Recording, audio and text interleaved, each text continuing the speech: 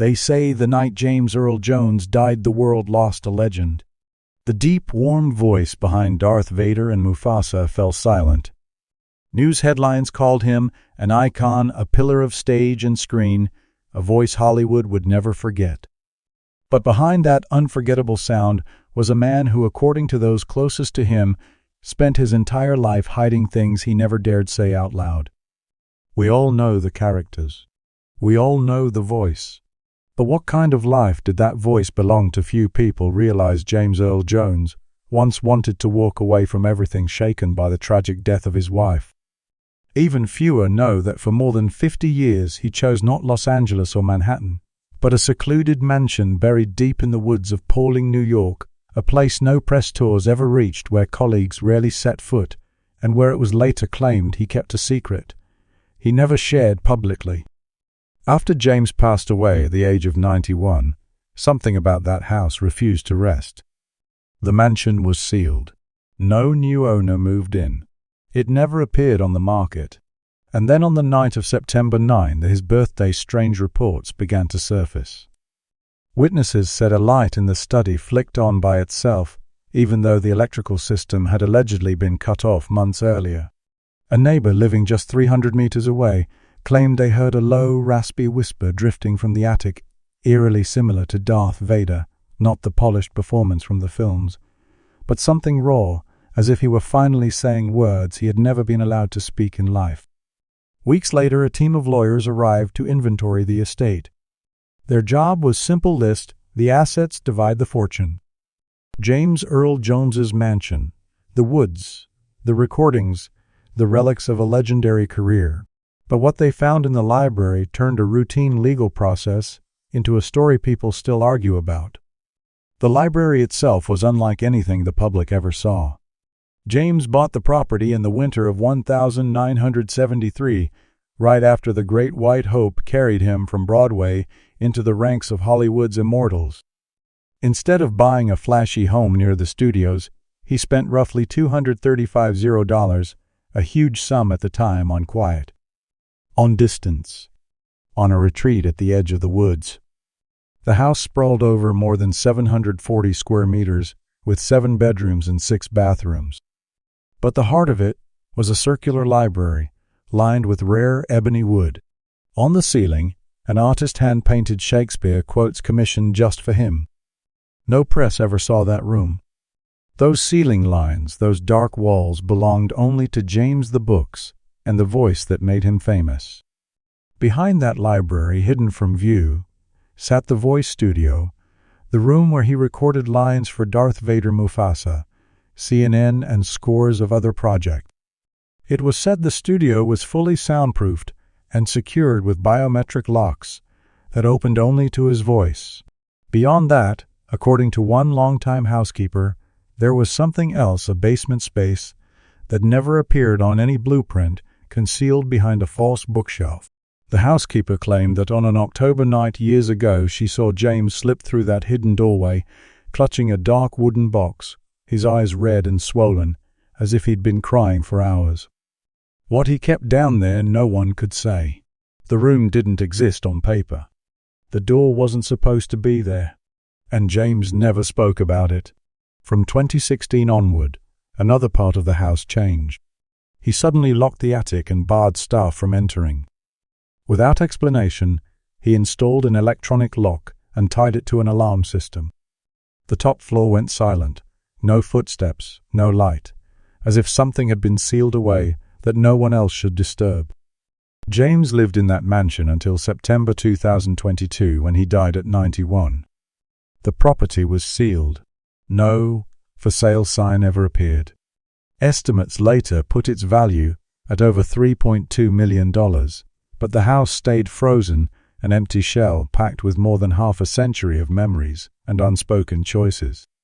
When the estate lawyers opened the heavy oak desk in the ebony library, they discovered a hidden compartment beneath the third drawer. It didn't respond to keys or tools, only to a voice command. After several failed attempts, they tried playing a 1992 recording of James reading for a charity project. According to people who heard the story, the mechanism clicked open as soon as his voice filled the room. Inside lay a supplemental contract dated November 1977. It wasn't with one of the giant studios everyone expected, but with a much smaller production outfit from early in his career. What shook the room wasn't the money attached to it, but the implications. Lawyers on the scene described the contents as revealing a raw truth James had never shared publicly, a truth that, at least for now, remains locked behind legal walls and carefully chosen words. Today, the house still stands unsold and unclaimed. Locals say that if you walk past the library window on the night of September 9th and stand very still, you might hear a sound that doesn't quite belong to the wind or the trees. Whether that's superstition, grief, or something stranger is a question no one has fully answered. But to understand why a single piece of paper could silence an entire legal team, and why a mansion full of secrets still captivates people long after its owner is gone, we have to go back. Not to Hollywood, not to Broadway, but to a boy who almost never spoke. James Earl Jones's story begins not with red carpets, but with a chicken coop, a pencil, and nearly 8 years of near-total silence. He was born on January 17, 1931, in the tiny town of Occoquan, Mississippi, a place where skin color could determine whether you lived in safety or constant fear, and the voice of a poor black child was easy to ignore. His father, Robert Earl Jones, left before James was old enough to remember his face. His mother, Ruth Connolly, couldn't afford to raise him alone, so she sent him to live with his grandparents. It was on paper a decision for survival. In reality, it marked the beginning of a slow unraveling inside a child no one was really listening to. When James was 5, the family moved north to Michigan, hoping to escape the most brutal edges of Southern hatred. What they found instead was a winter that cut like glass. They had no proper house, no electricity. For months they lived in a converted chicken coop. Wind slid through gaps in the wooden slats. Each morning, James woke to the creak of a frozen ceiling, clutching a warm blanket, watching his own breath curl in the icy air. It was during that legendary winter of 1936 brutal snowstorms, a leaking roof ice coating the floorboards, that something inside him shifted. His grandmother later remembered a night when James, burning with fever, lay curled beneath the table. When he woke, his speech was broken. Words caught in his throat. Sentences crumbled halfway out. From that point on, he became more and more withdrawn. Every attempt to speak felt like his throat was being squeezed shut. At first, his grandfather thought it was a brief side effect of illness. But as spring turned to summer, James never recovered his ease. He answered people with nods and shakes of the head. In class, when teachers forced him to read aloud, his lips trembled, his face went pale, and tears stung his eyes before he could finish a sentence. He developed a severe stutter. Saying even a single word in front of others became a trial he dreaded. He stopped trying. He didn't play much with other children. He avoided conversations. He whispered only to the animals, the dogs, the cats, the livestock, as if they were the only beings who wouldn't judge the way his words broke apart. One former classmate would later recall a moment that stayed with them for life. James was called to the blackboard to read. He stood there frozen for 6 full minutes. No words came. The room grew more uncomfortable with every passing second, until the teacher finally asked another student to take his place. James returned to his seat in silence. For nearly 8 years, that silence defined him. Then, when he was around 12, a winter night brought everything to a terrifying edge. His grandmother, waking, suddenly said she heard the faint creak of the back door. When she stepped into the yard, she found James out in the snow, hunched and distant, his face drained of color, his eyes empty in a way that made her blood run cold, as if he had reached some kind of breaking point a child should never have to reach. She did not scold him. She did not ask a single question. She simply wrapped her arms around him and held on, understanding more from his silence than words could have conveyed. The very next morning she took him to school and made a quiet request that he be placed in the class of one particular literature teacher, Donald Crouch, the only person she believed might be able to reach her grandson. Crouch did something no one else had done. He didn't demand that James speak. He didn't force him to read pages out loud in front of everyone. Instead, he handed him poetry. First a single line, then a stanza, then an entire poem. James stood before the class, hands shaking throat tight, tripping over the opening words. His voice broke and snagged, but as he pushed forward, something unexpected happened. By the time he reached the final line, he read it cleanly. No pause, no stumble, no apology. For the first time in years, he delivered a whole piece from beginning to end without faltering. Later, he wrote in his notebook that it was the first time in his life he felt his voice had weight. It wasn't just noise or a source of shame. It mattered. It landed. Teacher Crouch noticed something else, not just that James could speak when guided the right way, but the sound of that voice itself. Deep, resonant, a tone like weathered oak or aged whiskey. This voice isn't meant for everyday life, he reportedly remarked. It was born to fill an auditorium. But life was not about to hand James an auditorium. In the late 1940s, he was still a black teenager in rural Michigan called cruel names for his skin in a school using textbooks left over from World War I. Dreams of the stage were treated as fantasy, at best foolishness, at worst. After classes, he worked the fields with his grandfather, cleaned stables, hauled water from the well. At night, when the oil lamp went out, he slipped away to the granary reading poetry alone in the dark. He wasn't reciting for pleasure. He was training, forging his voice into something he could depend on, a tool that belonged to him even when everything else felt uncertain. In 1949, James was accepted to the University of Michigan to study medicine, but after 2 semesters he quietly switched to drama without telling his family or friends.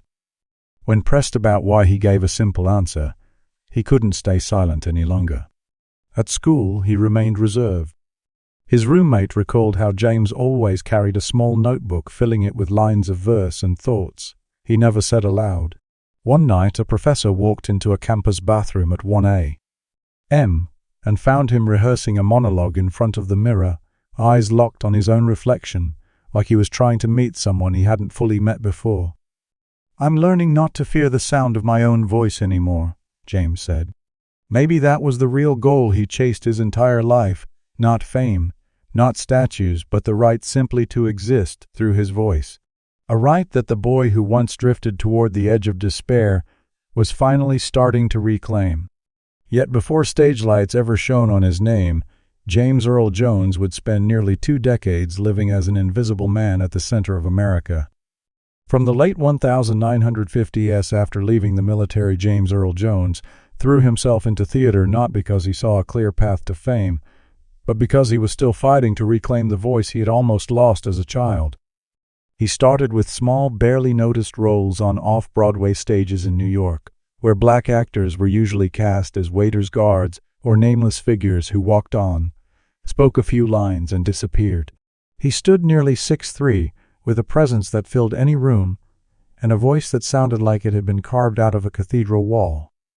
But to many directors, he was still too much, too black, too serious, too powerful for the roles they were comfortable giving.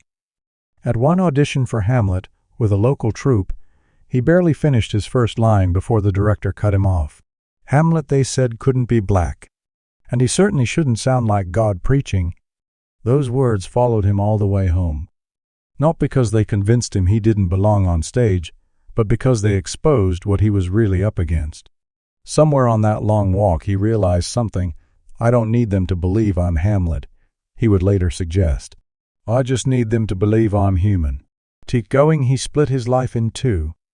By day he performed wherever he could, tiny productions, low payrolls that barely registered in reviews. By night he worked whatever jobs would cover rent, janitor, dishwasher, at an Italian restaurant in Brooklyn, anything that kept the lights on. In the evenings, when most people were asleep, he returned to cramped rooms with peeling paint and damp walls and practiced Shakespeare alone. He recorded his voice on cassette tapes and played it back again and again. He wasn't just rehearsing lines, he was testing something. Could his voice still hold its own when no one else was listening? Could he trust it in those hours? The audience was just him, and the tape machine, and every replay was a reminder that he was building a weapon, a voice that could not be taken from him once he finally stepped into the right light. The first real turning point came in 1963 when he was cast in Othello at the New York Shakespeare Festival. This time, when he stepped onto the stage and spoke, the audience did not laugh or look away. They went silent. They listened. And when the curtain fell, the applause didn't sound polite. It sounded like release. Backstage director Joseph Papp took his hand and, according to those who were there, told him, "You don't need to ask for permission to speak anymore, James. You just took it back." That moment was more than a compliment. It was confirmation that the voice he had forged in barns and boarding houses could command a theater full of strangers.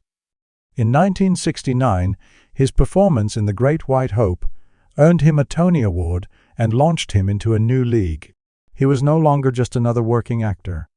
He was suddenly a symbol, a black man, standing in a leading role in an industry that still hesitated to put people like him at the center of the story. The success put him squarely in the spotlight, but with it came something he had always feared, a loneliness that grew louder the more famous he became. In 1970, controversy erupted around an intimate scene between James and his white co-star Jane Alexander, both on stage and in the film version of The Great White Hope. The public focus turned harsh and obsessive. Some people treated the scene not as art, but as a transgression that needed to be argued over and condemned. In the middle of that noise, James made a choice. Instead of chasing more attention, he walked away from it. In 1973, he bought an old house in Pawling, New York for about $235,000, a fortune at the time. It wasn't a typical star mansion in Los Angeles or a glass-walled Manhattan penthouse. It was a secluded property tucked among trees and cold air, far from Hollywood's constant buzz. In one of his rare quiet interviews, he explained it simply, "I needed a place where my voice could echo without being interrupted." That property became his refuge for over 50 years. On the second floor, he constructed a soundproof chamber with walls reportedly over a foot thick. It had no windows, no main lights, just a microphone suspended in the air. To get in, you needed fingerprint access and a voice code. He called it the echo chamber. According to the only electrician who ever entered to check the wiring in 1984, the room left a mark hard to forget. He claimed that while working in a small corner, he heard James shouting in the dark for nearly 30 minutes, repeating a single line over and over. Why didn't he stay? It didn't match any play the electrician recognized. Many later believed those words weren't pulled from a script, but torn from the wound left by a father who had walked away before his son could even say his name. James never spoke about his father in public memoirs or major interviews. He avoided the subject completely. But in that windowless room, after every major role, he would reportedly retreat, shut the door, and confront something only he knew how to face. The echo chamber was where he scrubbed characters out of his mind one line at a time, before he allowed himself to simply be James again. Then in 1977 he accepted what seemed like a modest job, voicing Darth Vader in a strange, risky science fiction film called Star Wars. The fee was around $70, a one-time payment. There were no royalties, no long-term cut of what the character might become. At that moment, it seemed like just another gig in a career built on steady, unspectacular work. No one, including James, could have predicted that this faceless villain would become one of the most iconic characters in film history. As the movies exploded globally and Darth Vader's silhouette became instantly recognizable, the decision to take a flat fee haunted him. In private conversations with colleagues, he was said to have sighed, "My voice lives forever, but me, I was only hired once." According to some who worked with him, that regret followed him back into the echo chamber. Alone in the dark with only the microphone overhead, he may have recorded thoughts he never dared share publicly, fragments of stories, confessions, fears, and questions about what it meant to have a voice that belonged to the world while the man behind it felt strangely disposable.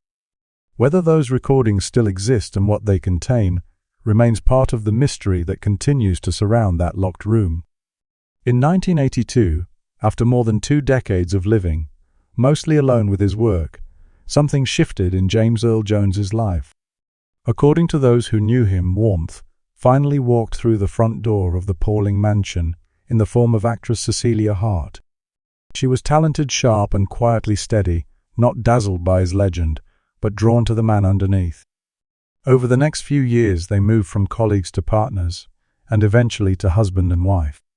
Together they built a quiet world that felt almost like it existed outside Hollywood time. With their son Flynn, they turned the isolated estate in Pauling into a true home. At one point, the family controlled a cluster of houses on the surrounding land, 10 properties wrapped in trees and open air, a green sanctuary far from red carpets and studio lots. Mornings followed a simple pattern.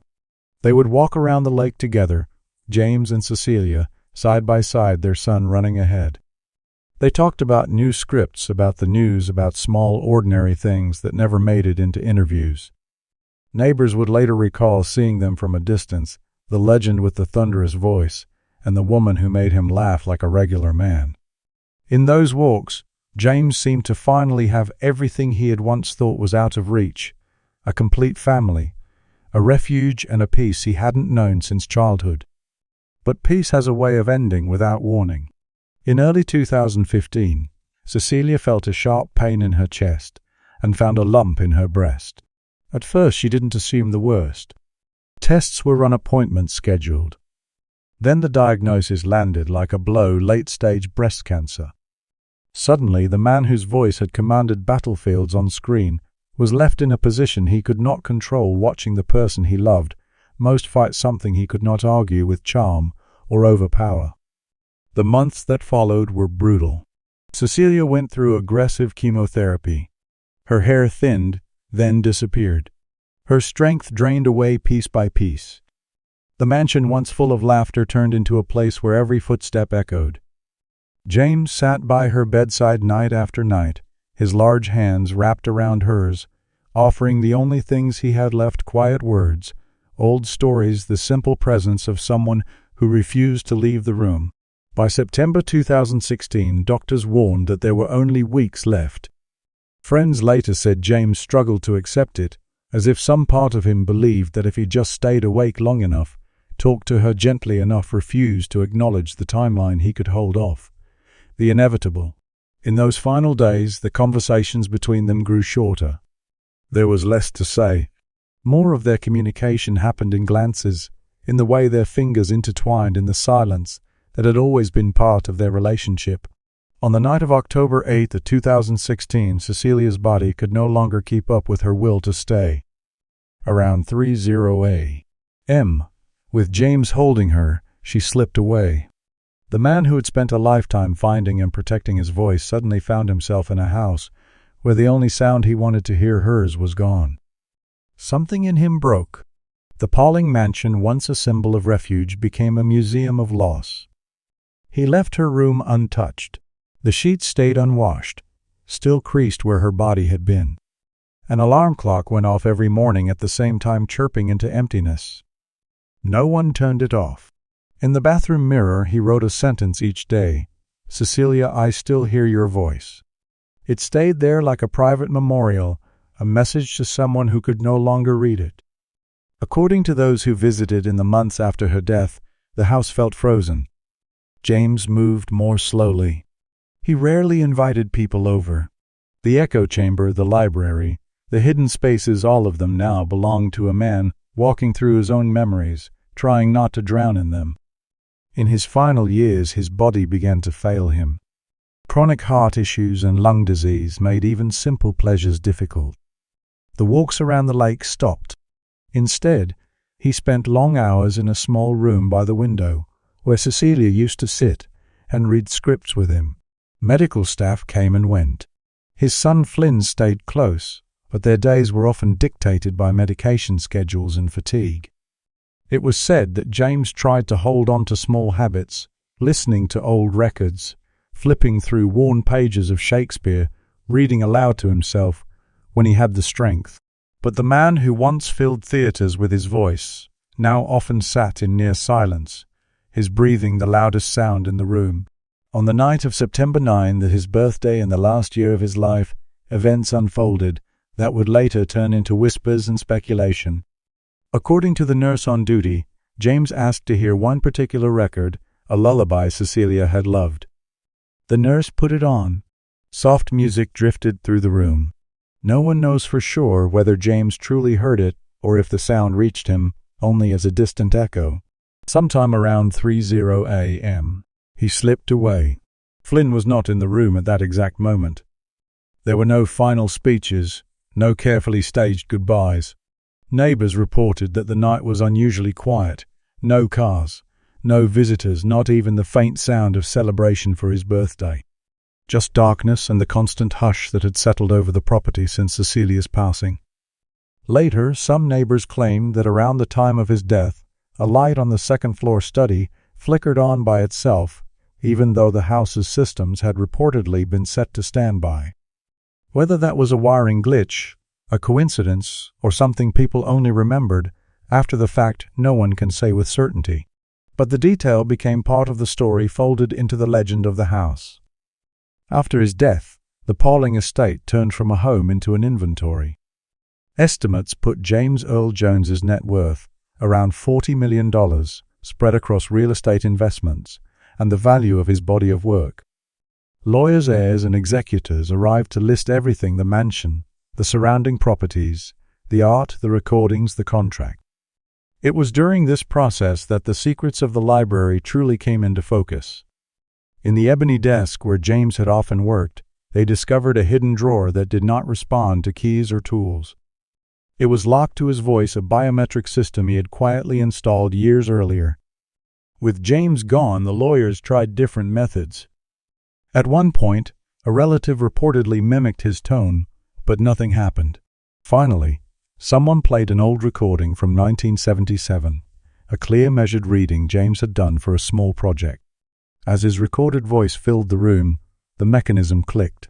The hidden drawer slid open. Inside, there was an old contract from that same year, not with a major studio, but with a small production company dating back to the early phase of his career. On its own, the contract was not extraordinary. What froze the room was the note scribbled in his handwriting along the margin: "Accept this role, but stay silent." Nearby, another line even more unsettling: "Let the voice live, not the man." For the lawyers, this wasn't just a stray sentence. It sounded like a personal verdict, a decision James had made early in his life that defined everything afterward. Take the work, give them the sound, and keep the rest locked away. Further inspection of the studio uncovered a recording stored separately from the others, labeled in a way that made it stand apart.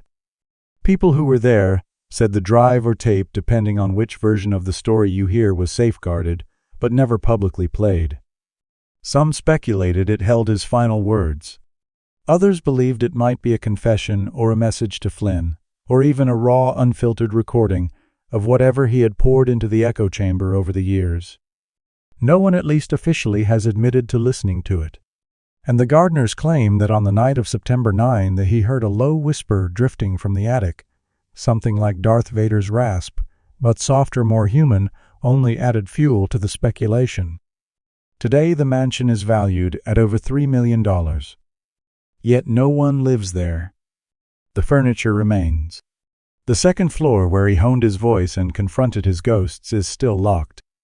Locals say that every year on September 9, if you stand near the library window and hold your breath, the study light flickers and a faint murmur rises from somewhere above.